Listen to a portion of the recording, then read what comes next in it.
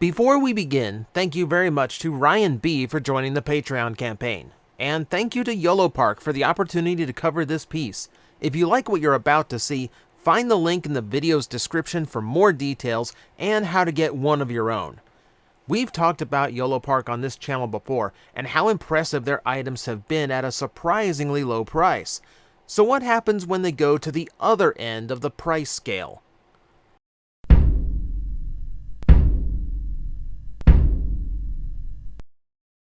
This is the IES Optimus Primal. At just over 2 feet tall when standing fully upright and over 18 inches wide at the shoulders, this behemoth of a gorilla weighs in at nearly 30 pounds of polyurethane, polystone, and metal. IES stands for Internal Endoskeleton System, the steel structure inside the toy providing and strengthening the articulation. I'm not kidding when I say this piece has the stiffest joints I've ever felt, and since it's mechanical linkage creating it, the movement is smooth, it's not noisy, and it's not restricted to fixed points like ratcheted joints are.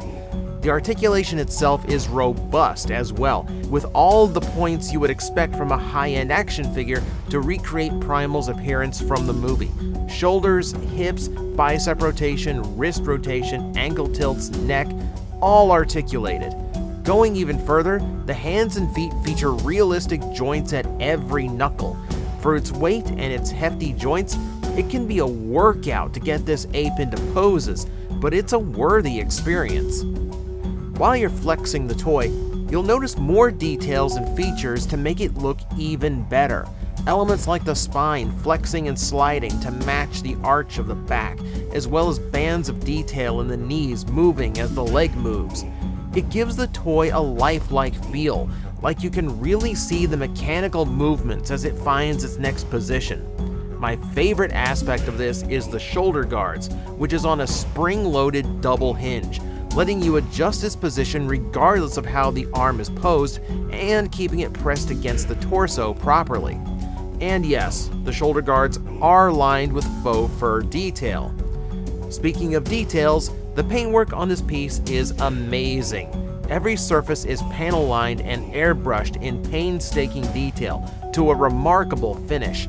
The inner details have a black wash to them, giving it a grittier and heavier look, like you really are staring into a machine. I know it's plastic, but it's genuinely hard to tell that it's not a fully metal gorilla.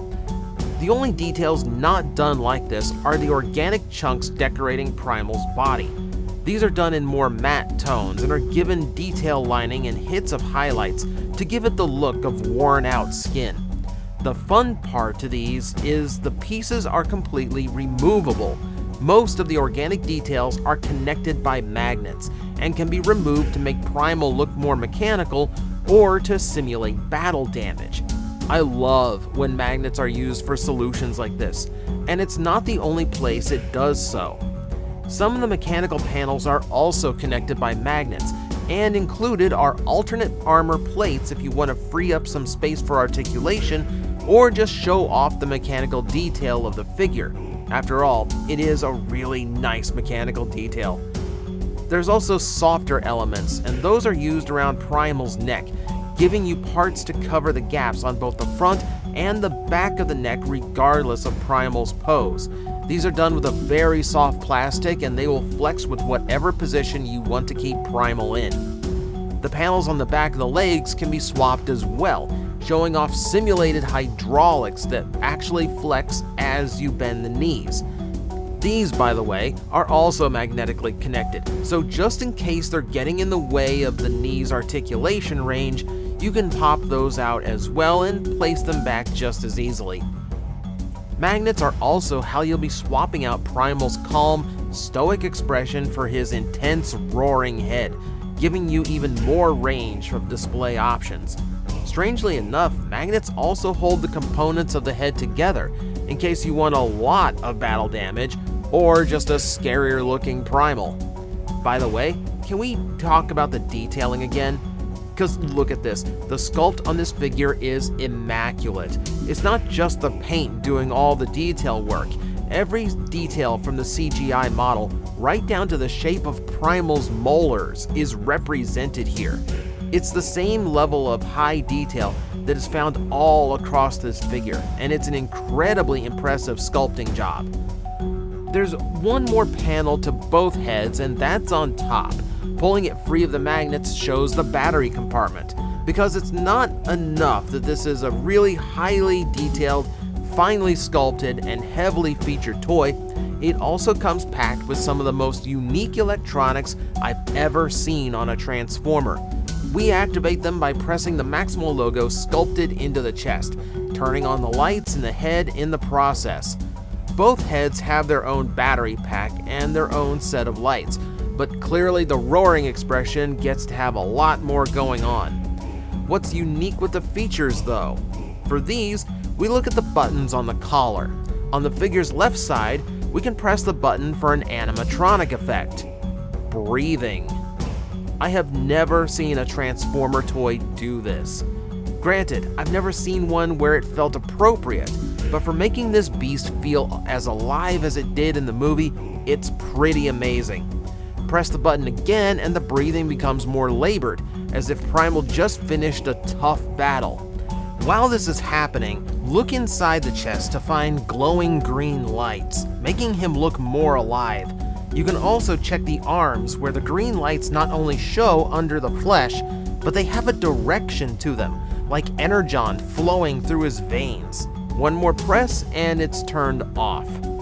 I'm seriously impressed by this. The fact that it has this animatronic feature that is somehow around all of the articulation and not interfering with it is a pretty incredible feature and a really big accomplishment in engineering.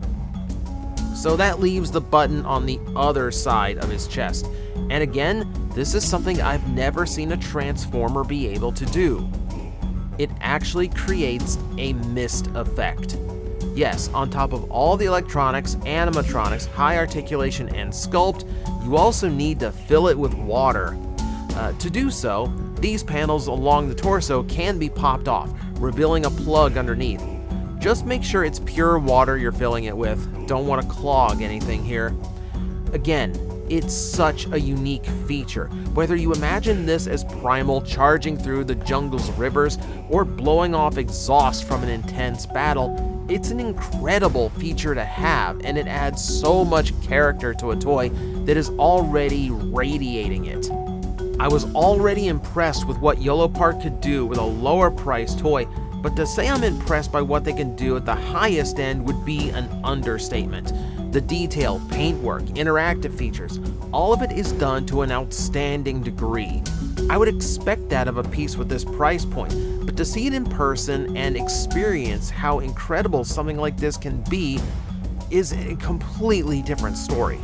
If this is an example of what the IES line is going to be like from here on out, Yolopark might be a serious contender to the other high-end Transformer figure lines. Thank you again to Yolopark for giving me the chance to bring this amazing piece to my audience, and thank you for watching. Remember to hit the link in the description below to find out more about the IES Optimus Primal. Thank you again, and I will see you next time. I'm like, I think you guys got this. I will back away, and I will see you all later. You've got this handled.